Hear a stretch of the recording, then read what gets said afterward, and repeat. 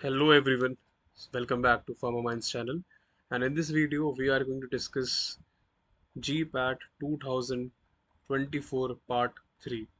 ठीक है, इससे पहले पार्ट 1 और 2 आ चुका है। पार्ट 1 में हमने अदर्स के 7 क्वेश्चंस को प्रैक्टिस किया था और आपको आंसर्स बताए थे कि आंसर्स उसके होंगे विद प्रॉपर एक्सप्लेनेशन। फिर सेकंड पार्ट में हमने कोगनोसी और इनऑर्गेनिक केमिस्ट्री को डिस्कस किया था। ठीक है, जिसके टोटल 13 क्वेश्चंस आए थे। अब हम डिस्कस करने वाले तीसरे पार्ट में कोलोजी। ये थोड़ा बड़ा पार्ट होगा, कोलोजी प्लस HAP प्लस पैथो। ठीक है, तो उससे पहले मैंने जो वीडियो बनाई थी उसमें बताया था कि 16 क्वेश्चन आए थे। ठीक है, एक क्वेश्चन रिपीट था, तो ये 15 क्वेश्चन हो जाएंगे। तो कोलोजी के 15 क्वेश्चन और HAP और पैथो के 19 क्वेश्चन, इसके भी एक रिपीट क्वेश्चन था। तो इस वीडियो में 34 क्वेश्चन को डिस्कस करने वाले हैं। ठीक है, तो it's a important video, make sure that you watch it completely. और मैंने कोशिश करी है कि मैंने एक्सप्लेनेशंस भी डालने की कोशिश करी है प्रॉपर, ताकि आपको क्लैरिटी हो सके यहाँ आपकी अगर मिस्टेक हुई है तो कहाँ हुई है और उसको कैसे इंप्रूव कर सकते हो नाइपर के एग्जाम में। बाकी जो बच्चे GPAT 2025-26 के लिए प्रिपेयर करने वाले, अगेन सेम एडवाइस कि पहले बेसिक कंप्लीट करो, फिर आप एडवांस वर्जन पे जाना, बिकॉज इस साल एग्ज़ाम जो है वो बहुत बेसिक आ गया, किसी ने एक्सपेक्ट नहीं किया था वो चीज़।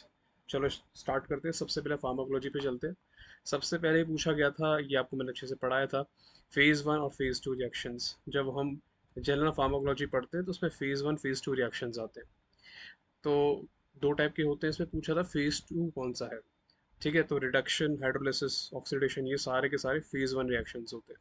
ठीक है, एसिटाइलेशन जो है वो फेज़ 2 रिएक्शन में काउंट होता है। ठीक है, तो ये तीनों के तीनों फेज़ 1 वाले हैं और ये फेज़ 2 वाला है। ठीक है, इसको मैंने आपको ट्रिक के थ्रू पढ़ाया था, अगर आपको याद हो। Cord, cyclisation, hydrolysis, oxidation, reduction and decyclisation. ठीक है, ये फेज़ 1 में आते हैं। और फेज़ 2 में आते हैं स्मैग कॉन्जुगेशन। स्मैग बोले तो एस सल्फेशन, मिथाइलेशन, एसिटाइलेशन, ये रहा आपका आंसर, ग्लूकोरोनाइड कॉन्जुगेशन। तो अगर आपको ये कॉर्ड और स्मैग याद होगा तो डेफिनेटली आपने आंसर क्रैक कर लिया होगा। ठीक है, चलो next question. For which of the following drug is therapeutic drug monitoring not required? Again a question from general pharmacology. Therapeutic drug monitoring क्यों करते हैं? बेसिकली कुछ ड्रग ऐसे होते हैं जिनका थेरेपेटिक इंडेक्स बहुत लो होता है, मतलब ये ड्रग जो है थोड़े रिस्की होते हैं, ताकि हम ये देख सकें कि प्लाज्मा में उनकी कंसंट्रेशन कितनी है। इसलिए हम करते हैं क्या, TDM, थेरेपेटिक ड्रग मॉनिटरिंग। ठीक है, क्योंकि प्लाज्मा में उनकी कंसंट्रेशन थोड़ी सी भी ऊपर गई तो उस केस में साइड इफेक्ट आ जाता है। तो क्वेश्चन में ये पूछा गया कि इनमें से कौन सा ड्रग है जिसकी थेरेपेटिक ड्रग मॉनिटरिंग नहीं करनी पड़ेगी, जिसका TDM नहीं रिक्वायर है क्योंकि वो सेफ है। Gentamicin, digoxin, theophylline. ठीक है, तो एसिटोमिनोफेन, तो इसमें आंसर एसिटोमिनोफेन है क्योंकि इसकी TDM नहीं करनी पड़ती। ये भी मैंने आपको अच्छे से पढ़ाया था। ठीक है, तो बेसिकली थेरेपेटिक ड्रग मॉनिटरिंग जो होते हैं उसमें हम पर्सन या पेशेंट के ब्लड में जाके, ठीक है, मेजर करते हैं कि कंसंट्रेशन कितनी है। ठीक है, तो ब्लड का सैंपल लेंगे, उसमें हम ये चेक करते हैं कि ड्रग की कंसंट्रेशन कितनी है, क्योंकि कुछ ऐसे ड्रग्स होते हैं जो कि ये हैं, avoid drug possessing low therapeutic index, aminoglycoside, digitalis, phenytoin, lithium, tricyclic antidepressants, immunomodulators. तो ये सारे ऐसे ड्रग्स होते हैं जिनका थेरेपेटिक इंडेक्स मतलब काफ़ी कम सेफ होते हैं ये।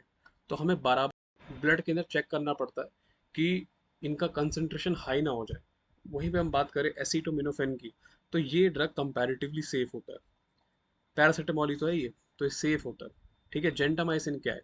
जेंटामाइसिन अमीनोग्लाइकोसाइड है। ठीक है, लिखो, दिखा हुआ है यहाँ पर, ऑलरेडी मैंने लिखा हुआ है अमीनोग्लाइकोसाइड। डिजिटल इसके अंदर डाइगोक्सिन आ जाएगा। ठीक है, तो यहाँ पर अगर आंसर आपने चूज किया होगा acetaminophen, then you will be getting +4 marks. ठीक है, चलो आगे चलते हैं। क्वेश्चन 3 पे आते हैं। इनमें से कौन सा ड्रग है जो DPP4, डाइपेप्टिडाइल पेप्टिडेस 4 और इंक्रेटिन इनिबिटर है? तो ये मैंने आपको बताया था, जो ड्रग ग्लिप्टिन्स जिनका सफिक्स है या फिर जिससे एंड होते हैं वो होते हैं DPP4 या इंक्रेटिन इनिबिटर।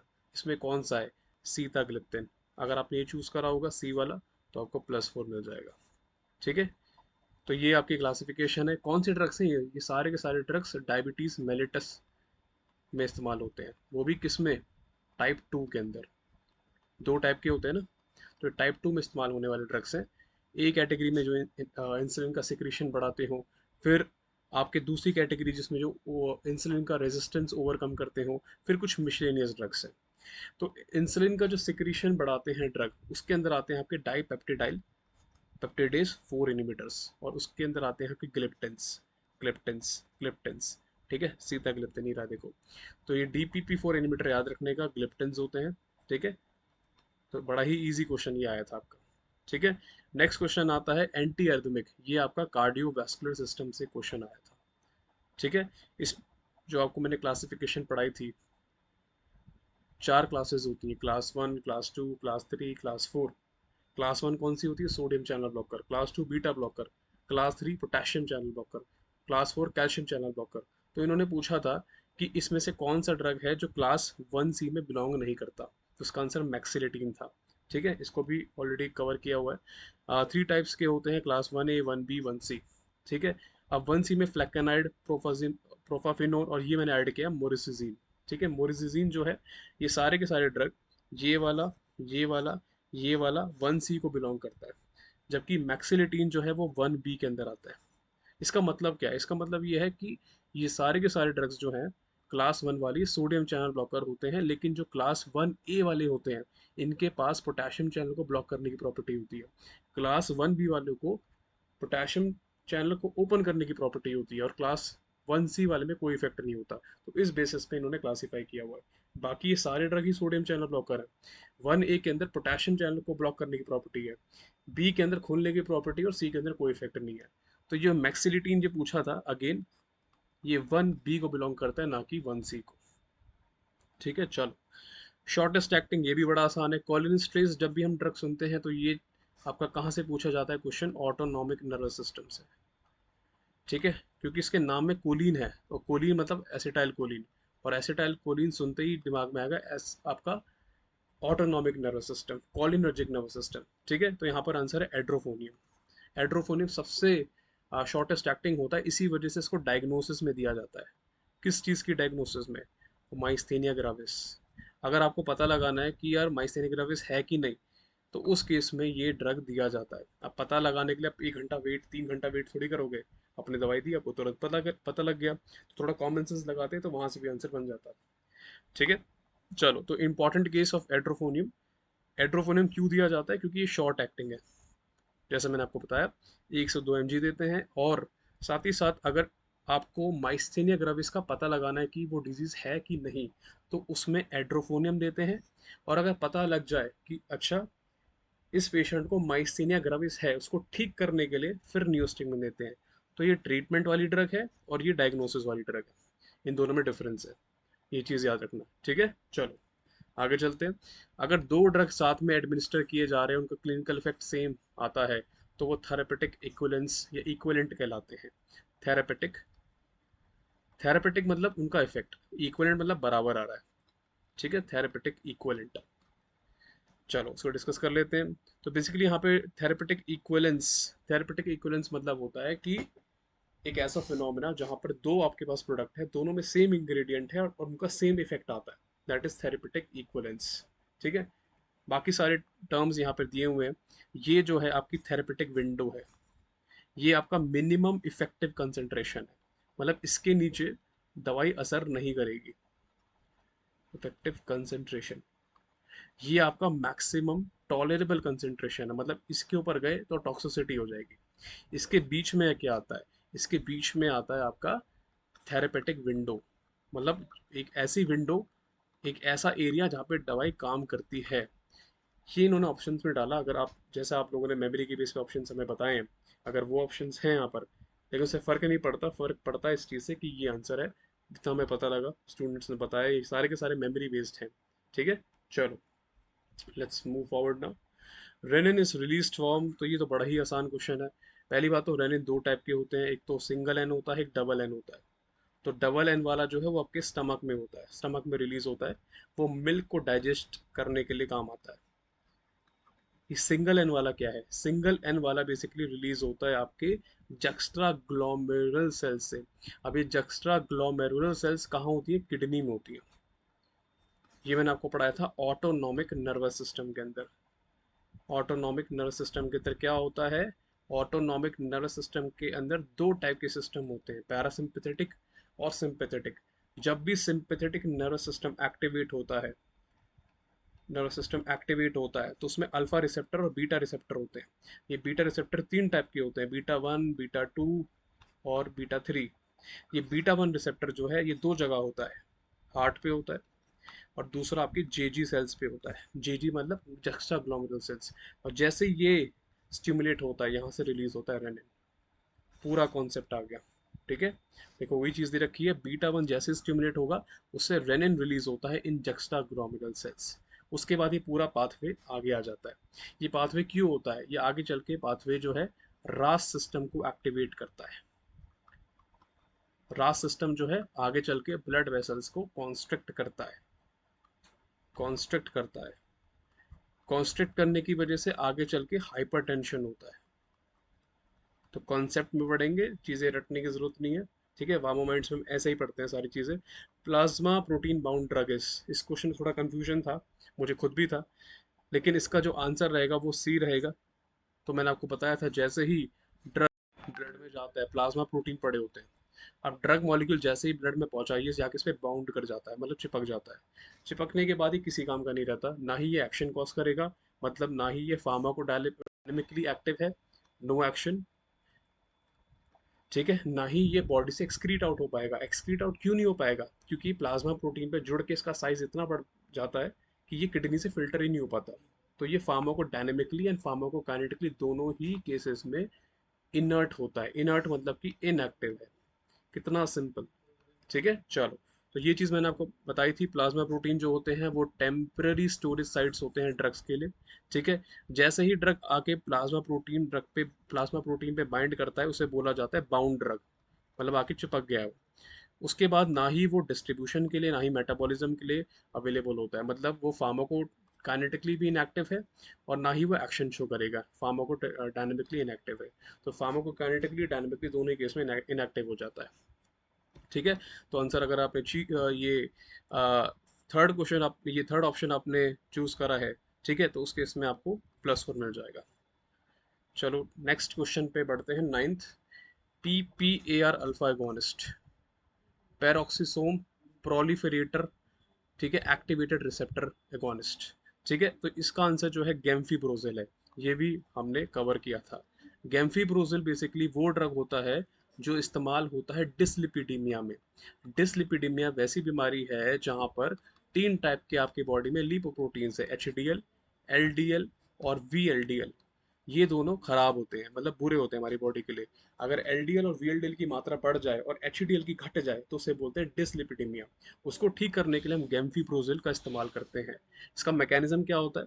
बेसिकली क्लोफेब्रेट, फिनोफाइब्रेट और गेम्फिप्रोजिल, ये पूछा था।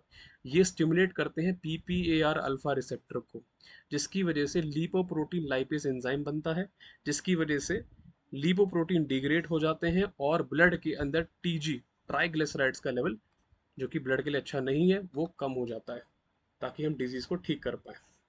ठीक है, और सबसे ज़्यादा जितने भी ड्रग्स होते हैं हमारे पास, इसके अलावा भी और भी ड्रग्स है, सबसे ज़्यादा ट्राइग्लिसराइड्स को यही कम करता है। कौन? फाइब्रेट्स। ठीक है, तो अगर आपने चूज किया होगा सी ऑप्शन तो ये भी आपको +4 मिल जाएंगे। चलो नेक्स्ट क्वेश्चन पे चलते हैं। Max mechanism of action of fluoroquinolones, extremely easy questions. इसमें कुछ सोचना नहीं है। Inhibit DNA gyrase and topoisomerase. अगर आपने ऑप्शन 2 चूज किया है, बी ऑप्शन चूज करा है, आपको +4 तुरंत मिल जाएगा। ठीक है, अब DNA गायरेज टोपोइसोमेरेज करता क्या है? बेसिकली ये डबल स्टैंडर्ड DNA के केस में नेगेटिव सुपर कॉइलिंग कराता है। समझ नहीं आया होगा। DNA गायरेज जो होता है वो बेसिकली DNA की रेप्लिकेशन में हेल्प करता है, DNA को रेप्लिकेट करने में हेल्प करता है। तो अगर रेप्लिकेशन, मैंने DNA वायरस को उड़ा दिया, हटा दिया मैंने, तो बैक्टीरिया अपना DNA रेप्लिकेट कर पाएगा? नहीं कर पाएगा, मतलब DNA रेप्लिकेट नहीं हो रहा तो और सेल्स बैक्टीरिया नहीं बन पा रहा, वहीं बैक्टीरिया रुक जाएगा, वहीं इसकी डेथ हो जाएगी। ठीक है, तो भाई DNA वायरस को इनिबिट करता है क्विनोलॉन्स, या फिर मैं बोलूँ फ्लोरोक्विनोलॉन्स। ठीक है, तो ये इसका आंसर था। जैसे ही DNA गायरेज को इनिबिट करते हैं, नेगेटिव सुपर कॉइलिंग वहीं रुक जाती है, जिसकी वजह से DNA में ब्रेक लगता है और रेप्लिकेशन रुक जाता है, बैक्टीरिया वहीं डाई कर जाता है, मतलब किल हो जाता है। ठीक है, सारा कॉन्सेप्ट के साथ चीज़ हम समझ रहे हैं यहाँ पर। Which enzyme is involve in hypertension? Very very easy, इसका आंसर है ए, एंजियोटेंसिन कन्वर्टिंग एंजाइम। बस ऐसे आके मैं बता नहीं रहा कि किसका क्या आंसर है, मैं एक्सप्लेनेशन भी दे रहा हूँ साथ में। ठीक है, जैसे कि एच एम जी कुए, ये आपका डिसलिपिडीमिया में आता है। ठीक है, कॉक्स, ये आपका पेन फीवर में आता है, पेन कराता है, फीवर कराता है। तो ऐसे हवा में बातें नहीं हो रही है, हर चीज़ का लॉजिक है। ठीक है, इन्फ्लेमेशन, ठीक है, ये बेसिकली आपका हार्मोन में आ जाता है। चलो अब इसका आंसर पढ़ते हैं। देखो वही चीज़ आ गई, बीटा वन स्टिमुलेट करेंगे तो उसकी वजह से जैक्स्ट्रा ग्लोमेरुलर सेल से रेनिन रिलीज होगा, जो कि क्या करेगा, एंजियोटेंसिनोजन को एंजियोटेंसिनोजन वन में कन्वर्ट कर देगा। आगे चल के फिर क्या होता है, एंजियोटेंसिनोजन वन एंजियोटेंसिनोजन टू में कन्वर्ट होता है with the help of what is, और यही तो क्वेश्चन था, एंजियोटेंसिन कन्वर्टिंग एंजाइम। अब ये आगे चल के इसमें क्यों बोला गया कि कौन सा एंजाइम हाइपरटेंशन में इन्वॉल्व है, क्योंकि आगे चल के ये पूरा प्रोसेस हार्ट के ऊपर प्री लोड आफ्टर लोड बढ़ा देता है। ठीक है, और साथ ही साथ वैसो कॉन्स्ट्रिक्शन कराता है, और जहां भी वैसो कॉन्स्ट्रिक्शन ज़्यादा हो गई उस केस में हाइपरटेंशन होना ही होना है। ठीक है, हाइपरटेंशन होता ही होता है। तभी तो हाइपरटेंशन में वैसो डायलेटर्स देते हैं, कॉन्स्ट्रिक्शन को कम करने की कोशिश करते हैं। इसी वजह से आंसर हो जाएगा ए। ठीक है, चलो देखो इसके ड्रग्स भी आपको मैंने पढ़ाए थे।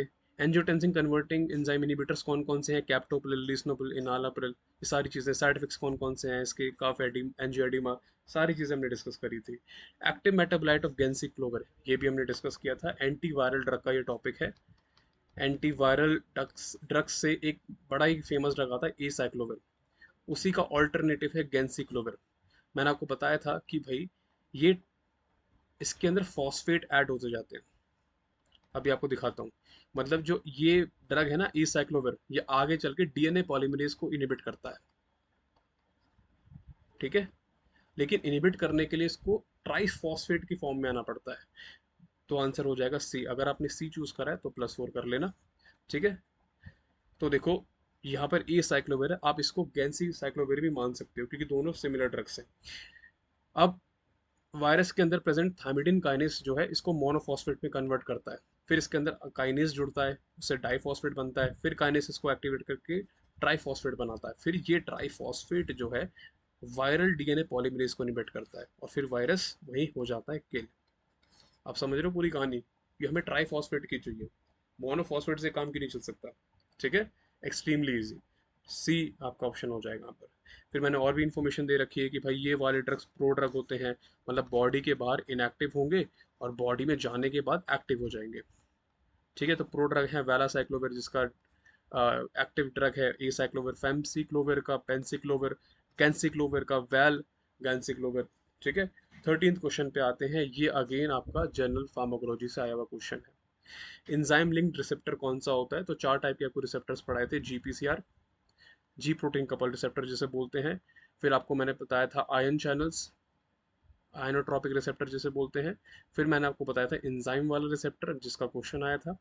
फिर उसके बाद न्यूक्लियर रिसेप्टर्स, ये 4 टाइप के रिसेप्टर्स हमने कवर किए थे। ये सब के सब जनरल फार्माकोलॉजी में हमने पढ़ा था। तो जहाँ भी एंजाइम लिंक्ड रिसेप्टर आता है ना, वहाँ पे टायरोसिन काइनेस आ जाता है। ठीक है, तो इसका आंसर आपका ए हो जाएगा +4। ठीक है, तो टायरोसिन काइनेस रिसेप्टर्स जो हैं वो इंसुलिन के लिए होते हैं। ठीक है, ये चीज़ हमने डिस्कस की थी। ठीक है, चलो लास्ट थिंक एक दो क्वेश्चन और है इसके। नेक्स्ट क्वेश्चन आता है आर्टेमिसिनिन, ये आपका आया था मलेरिया से। ठीक है, तो इसका मैकेनिज्म ऑफ एक्शन ये पूछा था कि काम कैसे करता है। तो बेसिकली इसके अंदर एक रिंग होती है एंडोपेरोक्साइड। ठीक है, तो वो क्या करती है, हीम के साथ मिल जाती है, हीम के साथ मिलके फ्री रेडिकल्स बनाती है। फ्री रेडिकल्स बोले तो ROS, मतलब कि रिएक्टिव ऑक्सीजन स्पीशीज। हुआ क्या, आर्टेमिसिनिन के स्ट्रक्चर में होता है एंडोपेरोक्साइड, ये हीम के साथ मिलके क्लीव कर जाता है, टूट जाता है, जिसकी वजह से ROS बनते हैं, रिएक्टिव ऑक्सीजन स्पीशीज। ये एक टाइप के फ्री रेडिकल होते हैं, और ये फिर प्लाज्मोडियम को किल कर देते हैं। तो इसका आंसर था बी। ठीक है, दैट इज +4 आपको यहाँ पर मिल जाएगा। देखो ये आपको पढ़ाया हुआ था, आर्टिमिसिनिन के डेरिवेटिव्स, आर्टिसोनेट, मीथर, ईथर, आर्टिमिसिनिन, डाइहाइड्रो आर्टिमिसिनिन क्या करता है, ये हाईली एक्टिव फ्री रेडिकल्स बनाता है, जो कौन से होते हैं, ROS, reactive oxygen species, due to endo peroxide cleavage, जिसकी वजह से पैरासाइट की मेम्ब्रेन वहीं पे डैमेज हो जाती है। सबसे अच्छे फास्ट एक्टिंग ड्रग होते हैं और शॉर्ट एक्टिंग इनको माना जाता है। ठीक है, तो बहुत ही शॉर्ट एक्टिंग है, फास्टेस्ट एक्टिंग ड्रग होते हैं मलेरिया के केस में।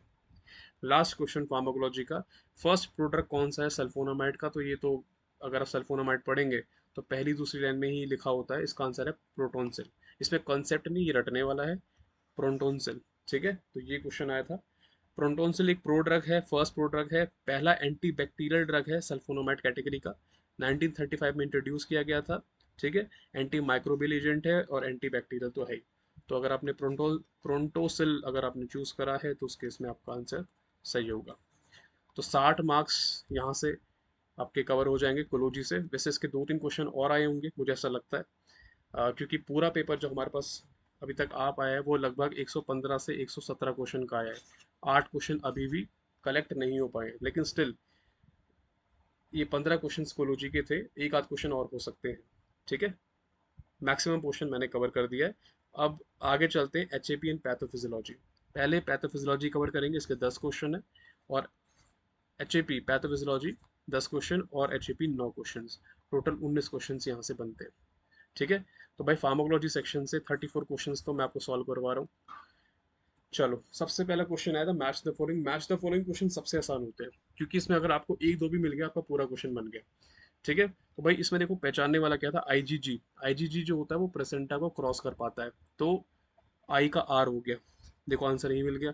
ठीक है, फिर जो आईजीई होता है ना, हम पूरा सॉल्व करेंगे। आईजीई जो होता है वो हमेशा एलर्जी के लिए माना जाता है, अस्थमा में यही एलर्जी करवाता है, एलर्जिक रिएक्शन। तो 4 का क्यू हो गया, ये भी मिल गया, ये भी मिल गया।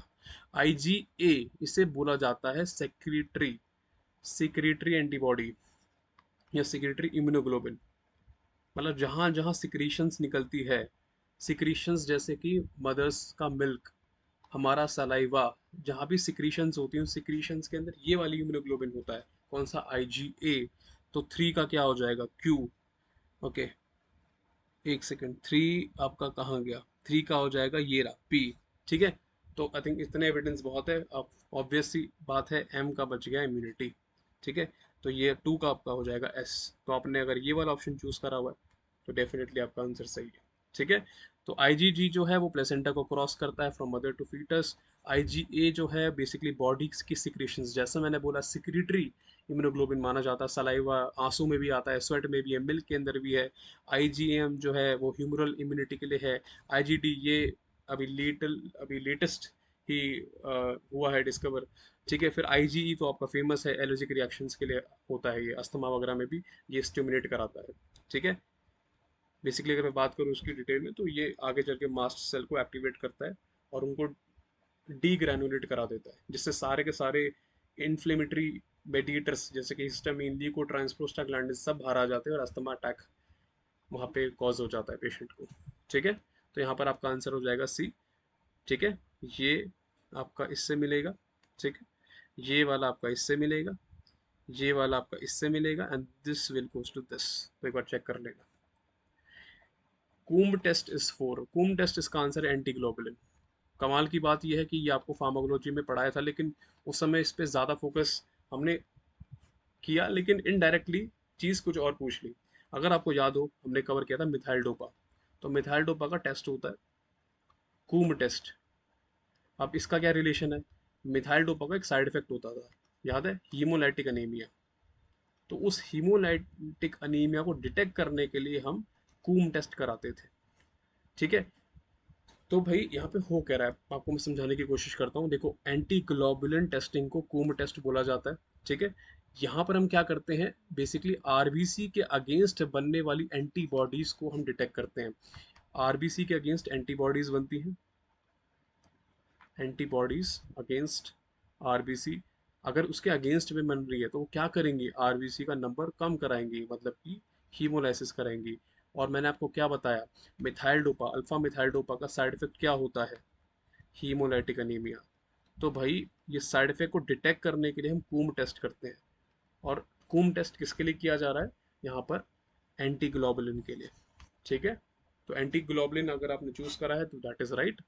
चलो नेक्स्ट आता है, कुछ टेस्ट हैं यहाँ पर। तो भाई यहाँ तो सबसे आसान है, टीबी। टीबी को देखते अब लगा देंगे मेंटॉक्स। ठीक है, लेप्रोसी को देखते लगा देंगे लेप्रोमिन। ठीक है, एड्स के लिए एलिसा इस्तेमाल किया जाता है। अब बचा सिफिलिस, तो अपने आप ही वो कान टेस्ट में आ गया।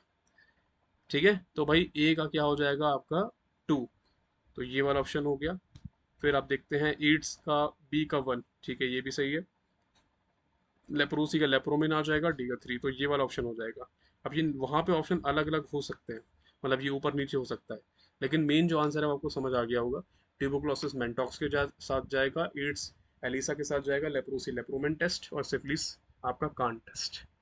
Ads, ELISA, TB, Mantoux, leprosy, lepromin, syphilis, Kahn test और वीडीआरएल टेस्ट।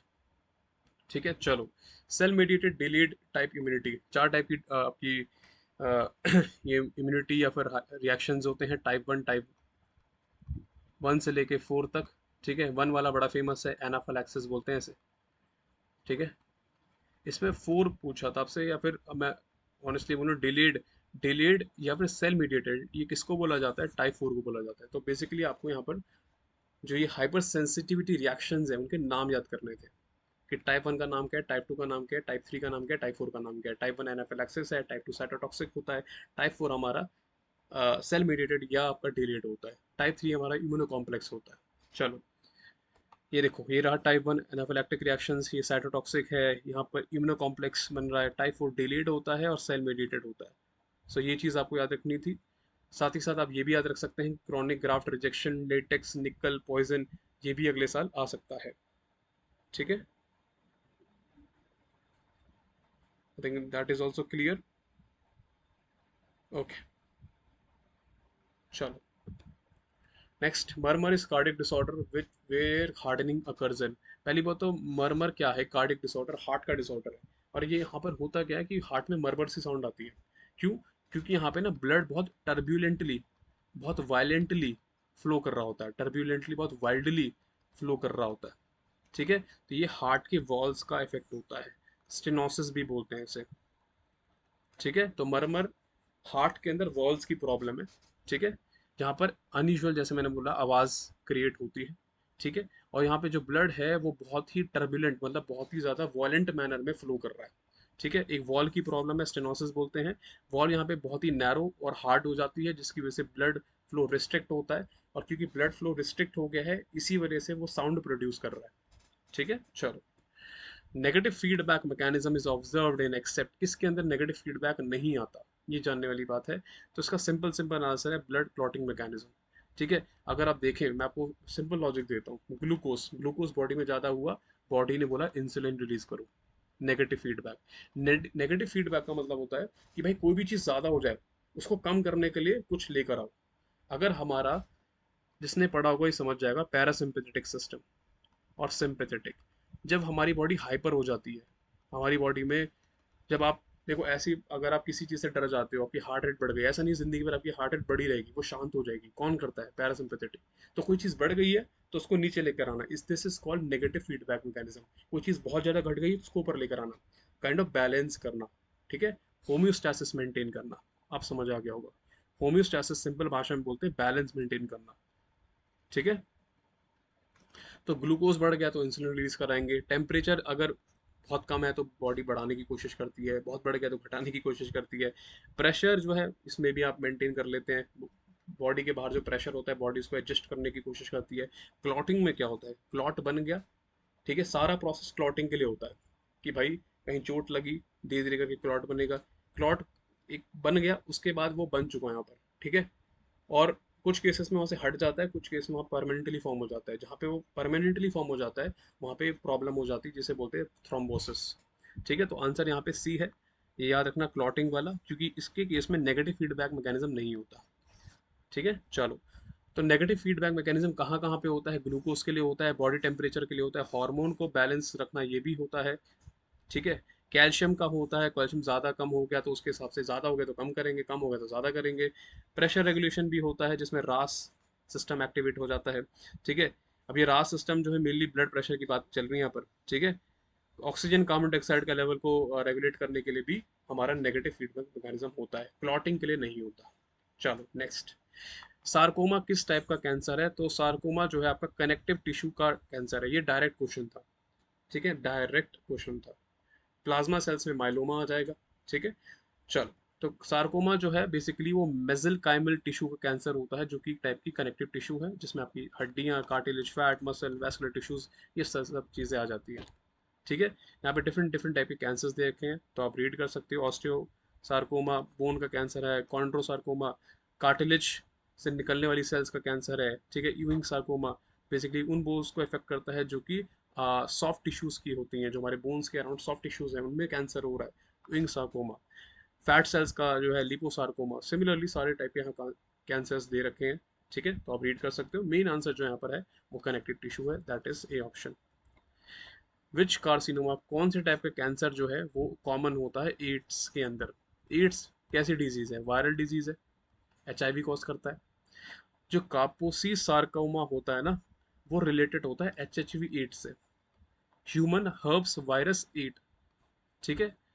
क्योंकि कपोसिस सार्कोमा एक वायरल डिजीज से एसोसिएटेड है, और एड्स भी एक वायरल डिजीज होती है, इसी वजह से यहाँ कपोसिस सार्कोमा हो जाएगा, ठीक है। और साथ साथ ये कपूसी सार्कोमा किन के अंदर होता है? जिनकी इम्यूनिटी वीक होती है, और आपको भी पता है कि एड्स के अंदर इम्यूनिटी बहुत वीक हो जाती है, तो ये वाला जो कैंसर है ये एड्स वाले पेशेंट में होता है, ठीक है।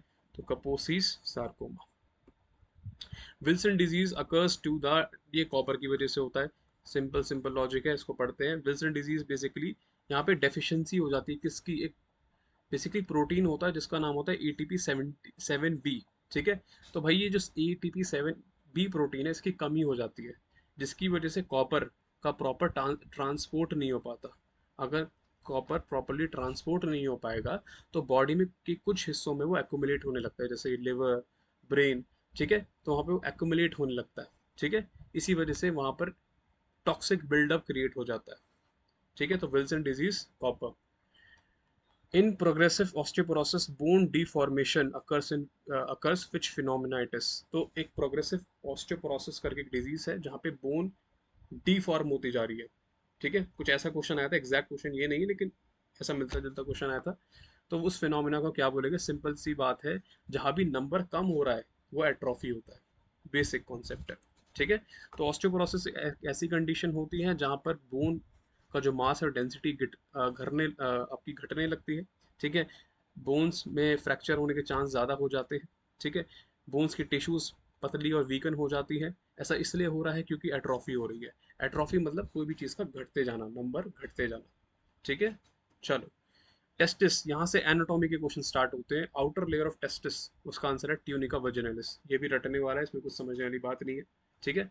तो भाई देखो, सीधी सी बात है, आपकी आउटर मोस्ट लेयर है ट्यूनिका वजिनलिस, पैराइटल लेयर बोलते हैं। मिडल लेयर है आपका विसरल लेयर आ जाएगा, ठीक है। और albuginea inner most layer. Inner most layer और आउटर लेयर आपको यहाँ पर मेन चीज़ याद रखनी है, ठीक है। ट्यूनिका वजिलिस में भी दो लेयर आ रही है, एक तो पेराइटल लेयर है जो पेराइटल ऊपर वाली है, और विसरल जो मिडल लेयर है, ठीक है। तो एल्बुजिने और वेस्क्यूल, आपका एल्बुजिने और वजिनलिस, ये वाली चीज़ आपको याद रखनी है, ठीक है। फॉर नाइपर ऑल्सो, क्योंकि पिछले साल जी पैड में जो क्वेश्चन आए थे नाइपर में रिपीट हुए थे, ठीक है। चलो, which hormone does not produce by human placenta, ये तो बहुत ही ज़्यादा इजी क्वेश्चन है, ठीक है। इसमें आपको डाउट पता है कहाँ हुआ होगा? इसमें और इसमें, ठीक है। ये दोनों तो क्लियर है, प्लेसेंटा से रिलीज होते हैं, ठीक है। ह्यूमन कॉरियोनिक गोनाडोट्रोपिन जो हार्मोन है ना, वो प्लेसेंटा से रिलीज होता है। तो जो ल्यूटिनाइजिंग हार्मोन है ये नहीं होता, तो ए आपका आंसर हो जाएगा यहाँ पर, ठीक है। बाकी तीनों प्लेसेंटा रिलीज करता है। Progesterone produce by placenta, estrogen produce by placenta. Human chorionic gonadotropin, ये एक ऐसा आपका हार्मोन होता है जिससे प्रेगनेंसी को डिटेक्ट किया जाता है। जो प्रेगनेंसी टेस्ट किट्स आती है ना, उस पे HCG को डिटेक्ट करके हम ये पता लगाते हैं प्रेगनेंसी है कि नहीं है, ठीक है। ये भी प्लेसेंटा पे होता है, कुछ समय के लिए होता है। अब लूटनाइजिंग हार्मोन जो है वो एंटीरियर पिट्यूटरी ग्लैंड रिलीज करता है, नॉट दी प्लेसेंटा, ठीक है। ये मेंस्ट्रुअल साइकिल, जो फीमेल में मेंस्ट्रुएशन होती है, पीरियड्स होते हैं, और ओव्यूलेशन मतलब रिलीज ऑफ ओवम, उसको मेंटेन या रेगुलेट करता है ल्यूटिनाइजिंग हार्मोन। तो यहाँ पर आंसर आपका हो जाएगा ए। चलो नेक्स्ट, अपेंडिकुलर स्केलेटल सिस्टम। अब देखो, ये स्केलेटल सिस्टम का टॉपिक यहाँ पर पूछा गया है, उसका क्वेश्चन बनता है कि अपेंडिकुलर सिस्टम में कितनी बोन्स हैं। पूरी बॉडी में तो 206 होती हैं, अपेंडिकुलर में 126 होती हैं। ठीक है, तो अगर आपने बी टिक किया है तो दैट्स योर आंसर। ठीक है, तो बेसिकली यहाँ टोटल 126 है। ठीक है, इसको आप गिन लेना, ये सारी बोन्स आपकी आती हैं। ठीक है, एक्सियल एपेंडिकुलर जितनी भी बोन्स है एक बार काउंट कर लेना से। ठीक है, forelimbs, hind limbs, pectoral girdle, pelvic girdle, ये 126 है। ये आपका एक्सियल वाली बोन्स आ जाती हैं। क्रेनियल में 8 है, फेशियल में 14 है। फेशियल वाली बोन का जो क्वेश्चन 2021 में आया था जी पैड 2021 में, तो ये आपके लिए स्लाइड इंपॉर्टेंट है, स्क्रीनशॉट ले लेना अगर आप जी पैड 2025 की तैयारी कर रहे हैं, 26 की तैयारी कर रहे हैं तो। ठीक है, चलो। कौन सी क्रेनियल नर्व हमारे हार्ट बीट को स्टिमुलेट करती है? हार्ट बीट के लिए जो रिसेप्टर होता है, पहले खाना खाओ फिर दिल लगाओ, M2 रिसेप्टर होता है, मस्करनी। पहले खाना खाओ फिर दिल लगाओ, सर ये क्या बोल रहे हैं? जिनको नहीं पता, ट्रिक होती है याद करने की, कि जो M1 रिसेप्टर होते हैं पहले खाना खाओ, वो स्टमक में है, और M2 रिसेप्टर फिर दिल लगाओ, वो हार्ट में है। ठीक है, तो ये हार्ट के ऊपर कौन सी नर्व आती है? वो है 10th नर्व, जो कि लॉन्गेस्ट होती है। टेंथ टेंथ बोले तो वेगस या वेगल। ठीक है, वेगस नर्व आती है यहाँ पर। देखो ये सारी की सारी आपकी क्रेनियल नर्व्स हैं। ठीक है, उसके फंक्शंस दे रखे हैं, ऑल फैक्ट्री स्मेल को करने के लिए, सेंस ऑप्टिक विजन के लिए है। ऐसी सारी सारी आपकी नर्व्स दे रखी हैं। यहाँ पे मेन आता है वेगस। ये बेसिकली हार्ट को कंट्रोल करती है, लंग्स को कंट्रोल करती है, डाइजेस्टिव ट्रैक्ट को कंट्रोल करती है। तो काफ़ी इंपॉर्टेंट फंक्शन है इसका, हार्ट पे, लंग्स पे और जीआईटी पे। ठीक है, तो if you have ticked on vagus it will be right. Melatonin secreted from which gland? It's very simple. It's pineal gland. Pineal gland. ठीक है, pineal gland. Gonadotropins अलग चीज़ है बहुत ही। एड्रिनल ग्लैंड्स, ये किडनी के ऊपर ग्लैंड मौजूद होते हैं। ठीक है, तो यहाँ पे पीनियल ग्लैंड आपका आंसर था, जो मेलेटोनिन को रिलीज करता था। ठीक है, गोनाडोट्रोपिन्स की बात करते हैं। गोनाड्स, यहाँ से जो टेस्टिस होता है मेल्स के केस में, वहाँ से रिलीज हो रहा है। ओवरीज रिलीज करती हैं एस्ट्रोजन एंड प्रोजेस्टेस्टेरोन। थाइमस, यहाँ पे थाइमोसिन्स रिलीज होते हैं। ठीक है, सबका फंक्शन भी साथ में दे रखा है।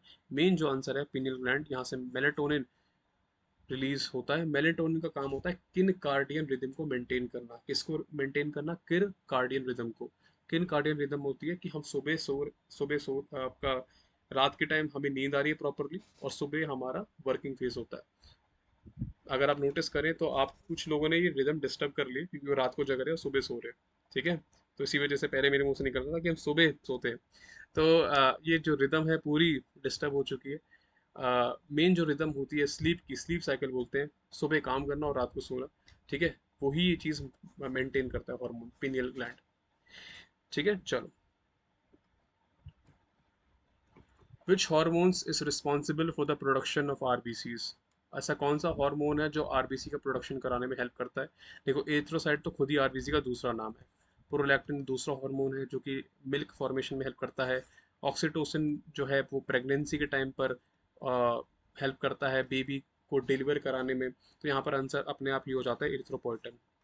ये किडनी से रिलीज होता है, और किडनी के फिर ये आरबीसी का प्रोडक्शन करवाता है। ठीक है, तो किडनी में होता है, वहां से रिलीज होकर आरबीसी का प्रोडक्शन करवाता है बोन मैरो से। ठीक है, चलो। Okay, it is secreted by kidney, जैसा मैंने पहले बोला था। इरिथ्रोपोइटिन जो होता है हार्मोन है जो कि आरबीसी का प्रोडक्शन करवाता है, और ये किडनी से सिक्रेट होता है, इरिथ्रोपोइटिन। और इस प्रोसेस को इरिथ्रोपोइसिस बोला जाता है।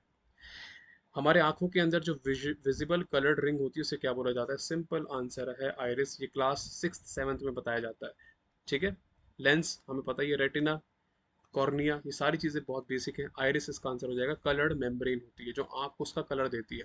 ठीक है, आइरिस इज अ पिगमेंटेड, मतलब पिगमेंटेड बोले तो कलर्ड ले part of I that surrounds the प्यूपिल and controls the amount of light that enters the I bye adjusting the size of the प्यूपिल। मतलब इसका कंट्रोल प्यूपिल पे होता है, और जैसे ही अपना साइज चेंज करती है प्यूपिल का साइज चेंज होता है, जिसकी वजह से आँख के अंदर कितनी लाइट जा रही है ये कंट्रोल कर पाता है।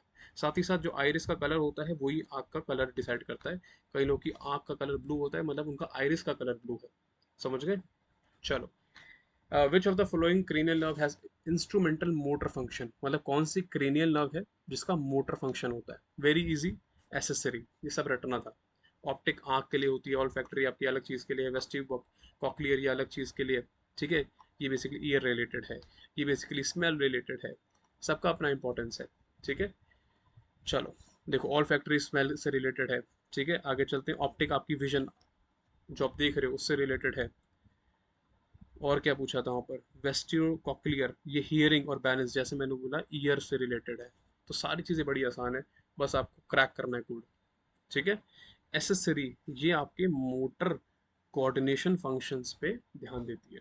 तो यहाँ पर आंसर हो जाएगा आपका एसेसरी, 11th नंबर पे आती है। और 10th पे मैंने वेगस आपसे भी डिस्कस किया था। लास्ट क्वेश्चन आता है आपका कि भाई देखो, इसको मैं ऐसे याद हमेशा करता हूँ, G1 G2 S और M। अब यहाँ बोला गया है कि कौन से फेज में जो डॉटर सेल्स बनती हैं, डिवाइड होती हैं, मतलब एक सेल से दो सेल बन रही हैं। एक प्रोसेस होता है जिसका नाम होता है माइटोसिस। माइटोसिस का मतलब होता है, सबने पढ़ा होगा क्लास 11 12 में, जिसमें जिसका मतलब होता है सेल्स डिवाइड कर रही है। सेल्स डिवाइड कर रही है। ठीक है। एम एम से स्टार्ट होता है माइटोसिस। ठीक है, किससे स्टार्ट होता है माइटोसिस? एम से। तो ये फेज कौन सा हो जाएगा? M phase. माइटोसिस का मतलब सेल्स का डिवाइड होना। माइटोसिस एम से स्टार्ट होता है, तो एम फेज आ जाएगा। ठीक है। चलो, तो देखो ये रहा माइटोसिस एम फेज। कितना आसान है। इसका मतलब होता है सेल का डिवाइड होना। ठीक है। बाकी फेज ये रहे G1 G2 एस फेज। इसके अंदर डीएनए रेप्लिकेशन होता है एस फेज के अंदर।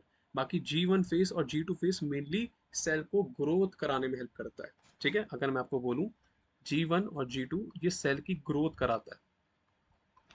ठीक है। फिर आपका एस फेज जो है वो डीएनए को रेप्लिकेट कराने में हेल्प करता है। ठीक है। उसके बाद लास्ट में माइटोसिस होता है, जहाँ पे सेल्स डिवाइड कर जाती हैं और डॉटर सेल्स बनाती हैं। फिर वहां से वो और टूट टूट के सेल्स बनाती जाती हैं और बॉडी के अंदर नंबर ऑफ सेल्स इंक्रीज कर जाता है। So that's it, these were the questions that we could collect on the basis of memory. I hope यहाँ पे 19 क्वेश्चंस थे एचएपी के, उसके एनाटॉमी के, और आपके 15 क्वेश्चंस थे। 34 क्वेश्चंस आपके यहाँ पर हमने कवर करे। ठीक है। 34 इंटू आपका कितना हो गया? 136 हो गया ना? जी हाँ, तो 136 मार्क्स हमने यहाँ कवर करे। देख लेना आपके कितने बन रहे हैं यहाँ पर। आई होप कि 136 में से एटलीस्ट आपके 110 115 तक बन रहे होंगे hopefully. But still, next video में हम डिस्कस करने वाले हैं बाकी जो रिमेनिंग सब्जेक्ट्स आपके रहते हैं, कौन कौन से हैं। सूटिक्स और केमिस्ट्री। सूटिक्स की वीडियो रात तक आ जाएगी और केमिस्ट्री की वीडियो कल आ जाएगी। ठीक है, तो उसको भी एक बार चेकआउट कर लेना। and hopefully that you are on the safer side, you're scoring above, at least if you're a general category 200 plus आपके आ रहे हो, और अगर आप ओबीसी कैटेगरी के हैं तो आपके 160 प्लस आपके आ रहे हो। ठीक है। I wish you all the best. Thank you so much.